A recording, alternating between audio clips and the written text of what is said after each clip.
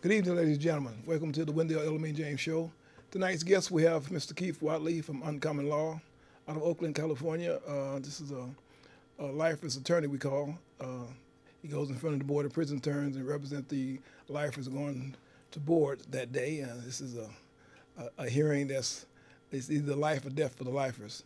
So we have Mr. Keith Wattley, one of our esteemed lawyers, and I'd like to welcome him to the show this evening. Mr. Wiley, welcome to the show. Thank you. Thank you very much for having me. I'm glad to be here. Yes, yes. We lifers. We look up to you highly. You one of the few lawyers that go in front of the Board of Prison Interns and put some gloves on and put up a good fight. So welcome to the show. Thank you. Yes, Thank you. yes. Thank you. Uncommon Law. Uncommon Law is a law firm located in Oakland, California. How long have you been practicing law, Mr. Wiley? I've been practicing law since 1999. 1999. Yeah. And I worked for about the first 7 years for a place called the Prison Law Office. That's where I really learned about prisons. Actually, before I graduated from law school is when I was doing an internship there. Met my the first person serving a life sentence I met back in 1998. Okay. I didn't really have a good sense of what that meant back then, but over the years, learned more about this important but too often overlooked population. And by 2006, decided I wanted to develop my own organization to focus specifically on this population, which at that point had already exceeded 30,000 people in California serving life sentences. We're up to about 35,000 at this point. Really? Wow. So Uncommon Law was formed in 2006. After a few years, we incorporated as a nonprofit. So I'm actually a 501c3 nonprofit organization, which allows us to obviously receive charitable contributions for people who want to give to us, and also get the tax write-off. Benefits from it. The benefits, right?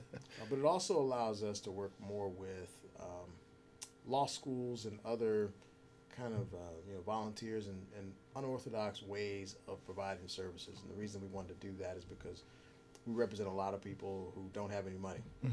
And so we need to raise money from other places, and also utilize other resources like law students who really want to get involved in these cases, who can spend the time and energy to help people get ready for their parole board. So what we actually do is true, we represent people going to the Board of Parole hearings, but our work is really, it's much more comprehensive than that. It's the parole hearing itself is, it's really one step along the way. A reason that we call ourselves Uncommon Law is because, well, we do things a little differently from most law firms and legal organizations. One of the big things we do is it's much more of a counseling job than it is a lawyering job. And what I mean by that is, what we really do is we help people serving life sentences understand how they ended up in prison and how to get out. And a lot of the people we meet at lower security level prisons especially have done some of that work already, don't yet know how to translate their own transformation into language the parole board can understand. But we also work with people at higher security levels, prisons, or prisons that don't have the same complement of programs, to help people who really need more basic help understanding their lives and the different decisions they've made, to get them ready to change their lives if they haven't already. And then we help them along that path. And what we really say is that people we work with, they transform their lives, including their relationships with families and all these other things. And along the way, they get a parole grant from the board. But the focus is not just on the parole board, because it doesn't really work that way. You can't really position yourself just to look a certain way on a particular day in front of a certain panel. That's not genuine. It's not genuine fundamental change, which most people really want, but have no access to the tools that would help them get that. Yeah, I understand that the transition starts inside. You have to start inside prison before you leave prison. Yeah. And it continues after you come home from prison. I know myself, for instance. You represented me in my board hearing, and it was a shock to me, really, to go in the boardroom and be before two people that I didn't know nothing about and try to explain to them who I was. Yeah. So it's something that you have to really grasp in order to understand it. Yeah. Well, people bring their own biases to that process because someone serving a life sentence who has, for decades, created this image, this understanding, this stereotype of law enforcement official, especially someone who holds the key to the gate. Exactly. And that is someone they don't trust. They don't want to provide a lot of information if they don't have to. And when you show up in that kind of posture in a parole hearing, the people on the other side of the table can read that just as easily as they read the suspect who was originally arrested 20, 30 years ago. Right, yeah. Because all 12 right now of the commissioners working for the board have a history in law enforcement, different branches. Some of it's from a district attorney's office or attorney general's office, others in the Department of Corrections, but also sheriffs and police departments. They have a history of viewing people suspected of crime in a certain way. And when that person is being interrogated, most people lie, even about things that don't really matter that much. And the commissioners are trained through their decades of experience to expect people to be lying, and to not be open about their histories, about the circumstances of the crime or other negative things in their lives. And so when a person who shows up for their parole hearing shows up in the same posture as a criminal defendant at trial, that person will almost always be denied parole because the board they don't parole defendants. They parole people who are not in a posture, people who are willing to be open about their histories and who have a true understanding of how they got to that point and have charted a path in a different direction going forward. Yeah, a person going into the board of prison attorneys for a hearing, you kind of counsel them before they go to board. It's a months long at least process, which is another thing that it distinguishes our approach from, for example, from the approach that the state-appointed attorneys provide. The board of parole hearings will appoint counsel for people appearing before the board, but they will pay that attorney $400, and that's it. And they only require that attorney will meet with the client one time before the hearing. Oftentimes, that meeting takes place just a couple weeks before the hearing. I've heard it take place during the week of the hearing itself. I've heard it take place over the phone, not even being in person. At least one attorney had that as a standard practice. Because the state will not pay to travel to the prison. You don't get any travel costs or meals or any of that kind of stuff. It's a flat $400. And the problem with that is there's just no opportunity to establish a relationship with the client.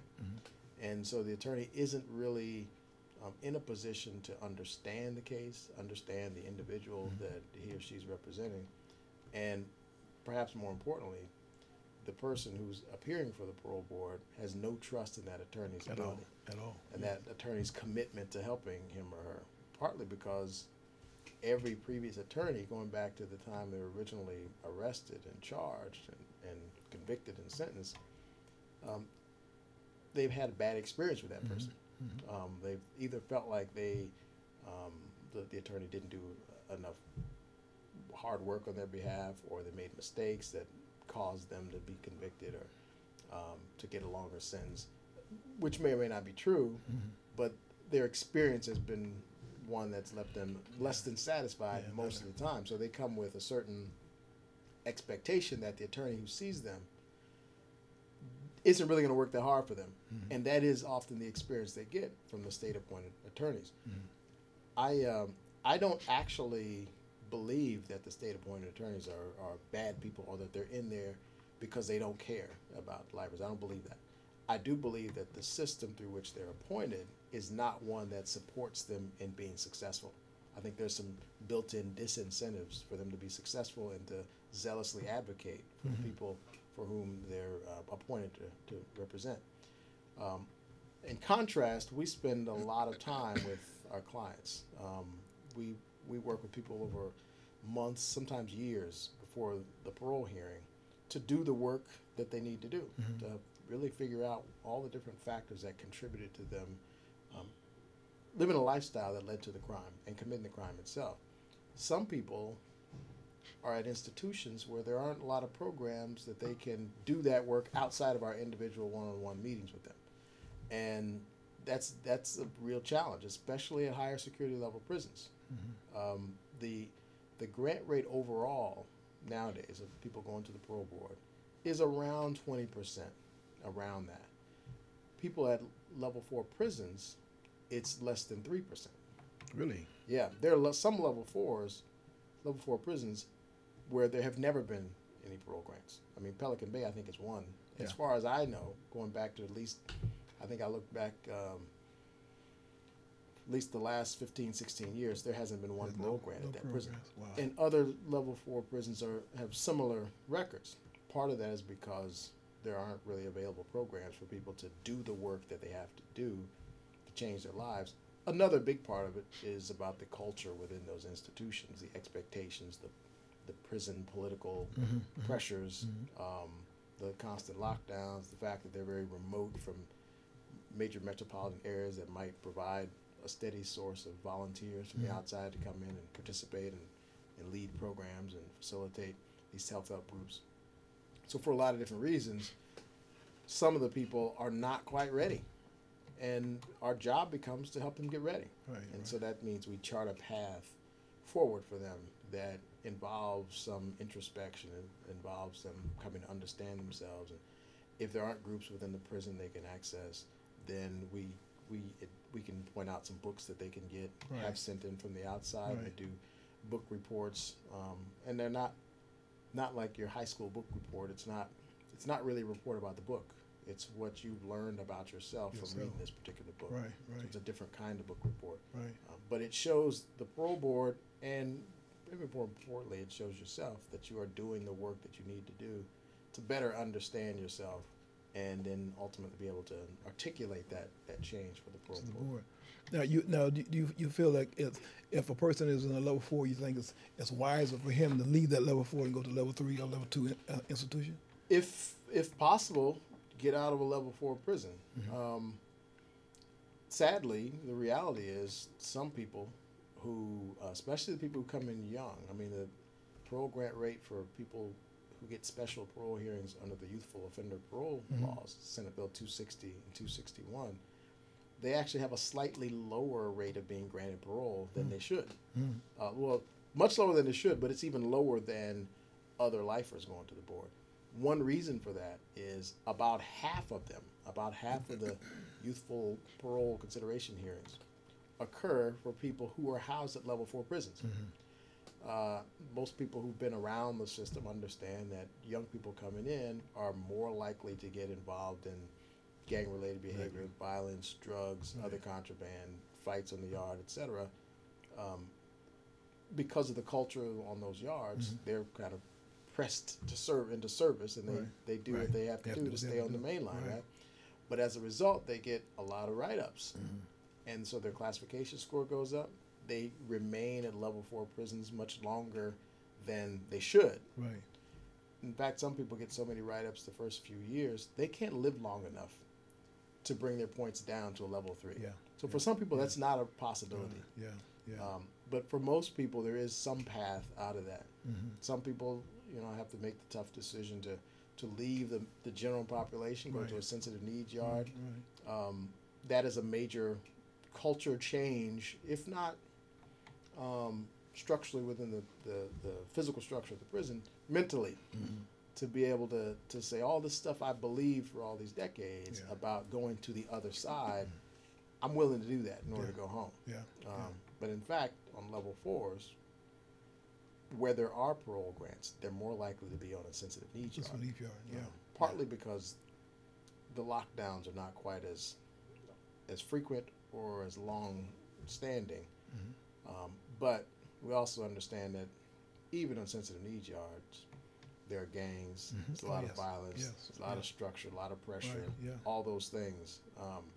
So it's certainly not the promised land for sure. It's not an easy choice. I think it is. But whatever people can do to lower their security level to access these programs, they should be doing. Right.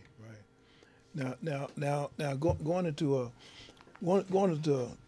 prison, how many parole grant hearings do you have under you now? I actually don't know how many parole. I know it's quite a few. Yeah, I think. I mean, for years I never counted. Yeah. I actually, partly because you measure success differently. I mean, there are a couple of reasons. One, when I first started doing this, my first parole hearing was probably around 2000, 2001. And at that time, under Gray Davis, no one was being granted parole, as you know. Yeah, we wasn't leaving. And those very few, the 1% or so who could get a parole grant at their hearing, and it was really about 1% back then.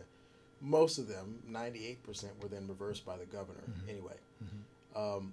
So it took a while before there was any action, and that was kind of how the early 2000s were. After a while, things picked up steam in the courts, a lot more pressure to make the parole board move away from focusing on the crime and other historical things that you couldn't change, and instead look at, well, who is the person sitting here today? And so things got better. So the parole grant rate has improved. But even then, I wasn't really keeping track. I measured success by how we did in any individual case. I have this one guy who he got out on Christmas Eve one year. It was right after they held a hearing, granted him parole, and then held another hearing some months later to rescind that parole date. Not because he had done anything wrong. They were just going to reconsider that decision. And they did vote to rescind it. And then we informally challenged that decision. And it worked. The challenge worked. But they kind of resolved it pretty quickly. Said, yeah, you're right, we're going to drop this. And they just came and got him one morning. And that morning happened to be Christmas Eve. And so every year now he sends me this little nothing big or extravagant, but like a little gift basket every Christmas Eve. Is that right? And I've moved offices, and he always finds me. Yeah. And I was like, yeah, that's clear, confirmation that what we did made a difference. It makes a difference. It made a difference. And over time, we have kept up to date with what's going on with people, and certainly now as a nonprofit, there's a lot of people who donate money to us want to know, well, are you successful? Is this actually working or not? And it definitely is. And we have, I think last year alone, in the last year, we've had about almost 40 people go home. Really? Wow. Yeah. Wow. In the last year. The last year? In the last year. Wow. So that happened, wow. right? So that's totally different from where it was when we first started. Yeah. It's our efforts work. I mean, we're up to, since we've been working as Uncommon Law, we're almost 150 of our clients have been released. Wow. And none of them going back to prison for any new crime. Yeah. Well, I know for a fact myself, you represent me a few times in board hearing, and like I said, the first couple of times I couldn't get it. I couldn't understand what it was until you said read the transcripts and go over this, do this, and I read my transcripts, and like it was a bell, like bing. Oh, really? Yeah, I'm regularly surprised. Well, not as surprised anymore because I've started to understand a little better. But I was surprised at the number of people who don't take the time to look at just what you said last year or the year before. Exactly. And compare that to what you said to the probation officer or the police 30 years ago. Right. People don't want to look at that. People are ashamed of what they did for sure. Yeah. And ashamed of the fact they lied about it. Ashamed of a lot of different aspects of the case, and therefore don't want to spend a lot of time revisiting that. Exactly. But that's what the work is. The pathway out of prison goes through shame. Exactly. It does. The thing that we least want to deal with. Right. Shame and embarrassment. Yeah. It does. Yes, it does. Yeah. It does. But then going through the years in prison, you're rehabilitating yourself. You know, because we rehabilitate ourselves. For sure. The CDC doesn't do it, but we do it ourselves. And going through that transformation in prison and changing your life for who you were to who you are now, you know, that's a story within itself. You know, I did it myself. You know, I did a complete metamorphosis. You know, I did a complete change because I knew one day I was coming home. I didn't know when, but I knew one day I was going to come home. Yeah. And I couldn't come home the same person I went in. You know, so I made a list of things that I was going to do when I got home. Well, that's actually a really important point you make. You are someone who, you were very clear from the beginning that you would be going home. A lot of people, actually probably most people that I talk to, don't believe that.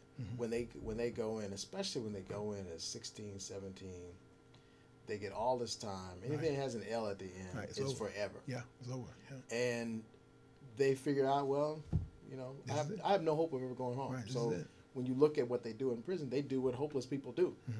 Look for other things, other distractions, a way to be somebody, to establish something for themselves in prison. And the opportunities to do that are usually, you know, not the most positive pro-social things. So it's the exceptional person who says, I'm going to get home one day. What do I need to do now to prepare for that? People get to that point, but they often don't get there until much later in life, when they've squandered a lot of other opportunities, wasted time, followed fools, frankly, sometimes, and made decisions that limit their options later on in life. So if there's a way to, and this is what we kind of hope Senate Bill 260, 261 will do, a way to have people have that hope from the beginning that they can go home, so that they demand programs. Like, you know, you were at an institution that didn't have many programs, so you created programs. And within that, you brought in people from the outside to support filling gaps that you saw. You saw what people needed. You saw it didn't exist, so you said, let's just create it. And so people have to be a demand for those kind of programs, including at higher security level prisons. And as that starts, and hopefully we continue this push from the outside to have people be willing to go into institutions and work with people. And I think that the thing that will help that is, I mean, frankly, getting to know a lifer or a released lifer. Because as soon as you meet someone, this is true of any kind of generalization or stereotype that we have of groups of people. As soon as you meet someone, the stereotype disappears. It doesn't fit. It never fits. And one of the challenges we have right now is that a lot of the current reforms, prison reform that people talk about nationally, people talking about this, politicians from, you know, conservative and more liberal and progressive camps are saying some of the same kinds of things. Their focus is often on how do we get nonviolent, you know, non-sex offenders out of prison? How do we get people who are serving time for drug offenses out of prison? And we absolutely should be doing that. Right, exactly, I agree. But the thing that concerns me a little bit is that the way people talk about these groups, it's by saying, we're not talking about any violence. These people have never done anything violent, so we're not talking about it. It's sort of safe. But, you know, what I say is the person who is convicted of, you know, a series of drug sales or something like that is, in many ways, one worst case scenario away from committing a violent crime. Exactly. And to pretend that these are completely different people, backgrounds, circumstances is in some ways a delusion, I think. It is. It's comfortable. It allows us to talk about it in a way where we feel like we're doing something. And in fact, things do get done. Again, I mean, many of the reforms that get people convicted of drug offenses and other nonviolent things, they shouldn't be in prison. But the way to tackle the bigger issue, I think, is to find a way to say, I know that guy committed a violent crime, and he deserves a chance too. And he's more than just that crime he committed.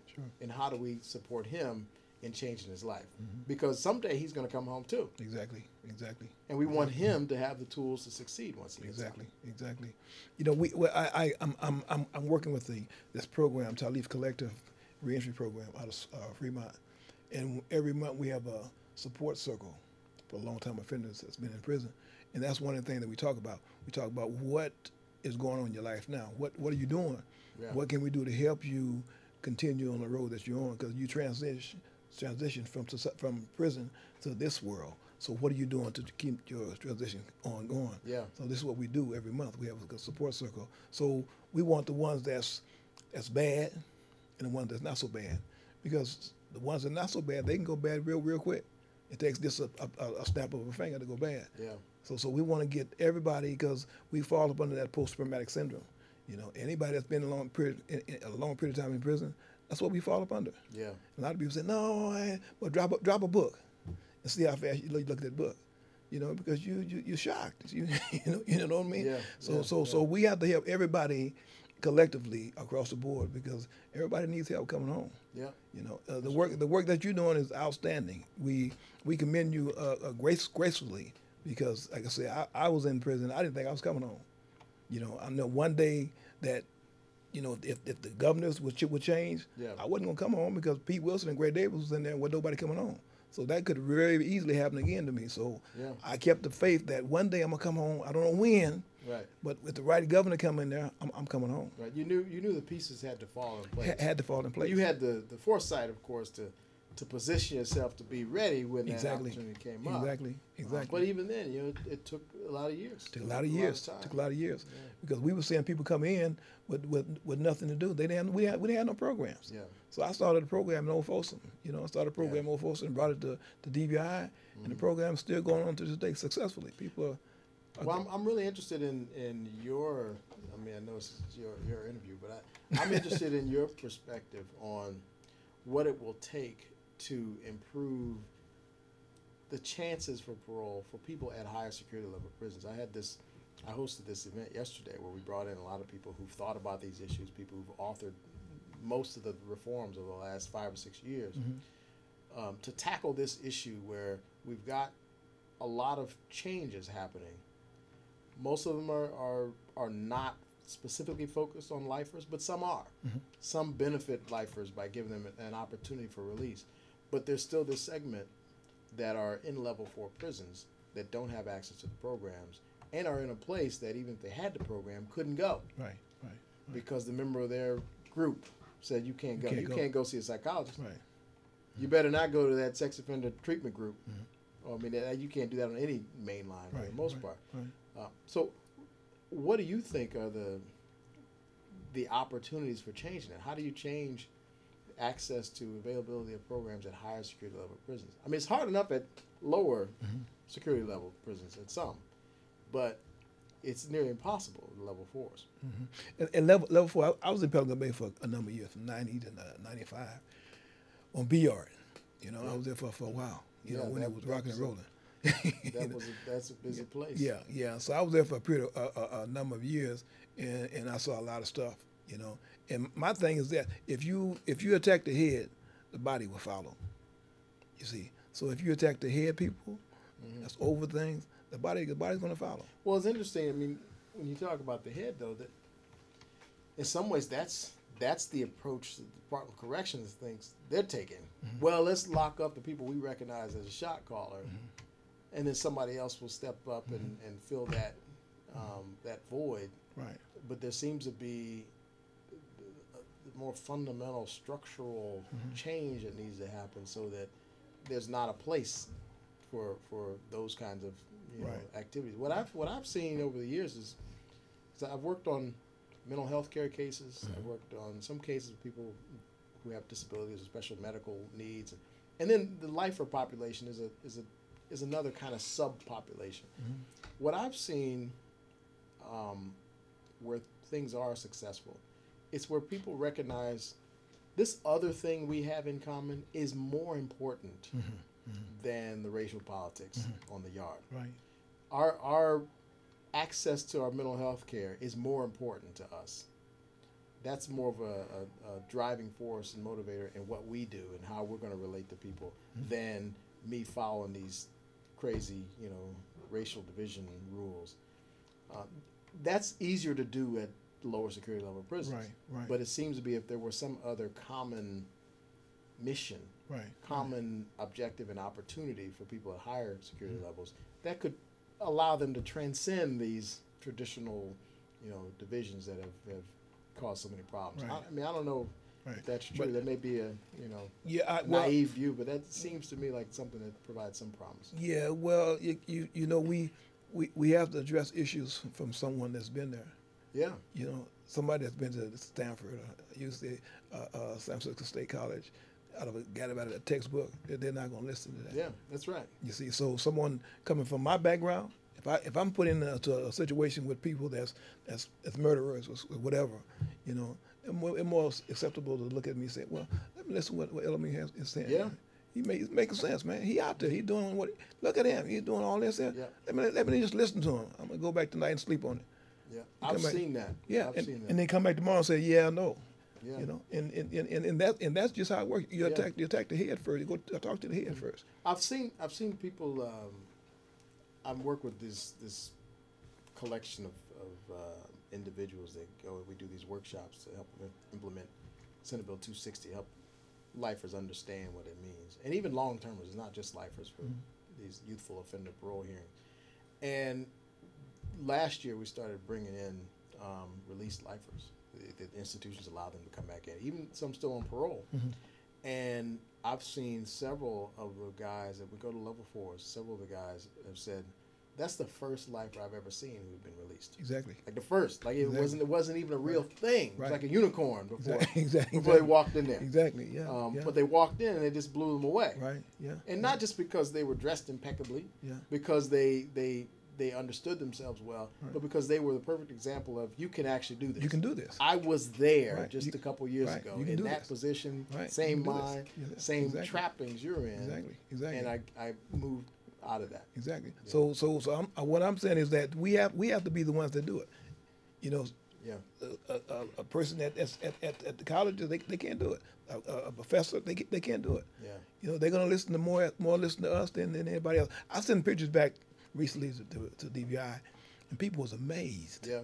Wow, man, he's doing, man. And I keep telling them, man, just go in front of the board and tell them what they want to hear. Come out here, you can do it.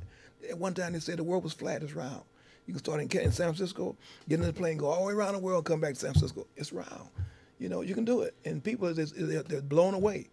Man, I'm going in the board. I'm gonna do it. And you have to, because you can do anything you want to do out here. Yeah. You definitely have to have a vision for your own future. You have to. You have to. And you know, it's, to me, the sense of hope is such a critical factor in that, because if you come into prison with no hope of ever going home, your vision for the future is, I'm going to die here. It's slim to none. I'm going to make the best of this situation as I can. Slim to none. Yeah. And that is no way to position yourself. No, to really you have to have hope. You have to have hope.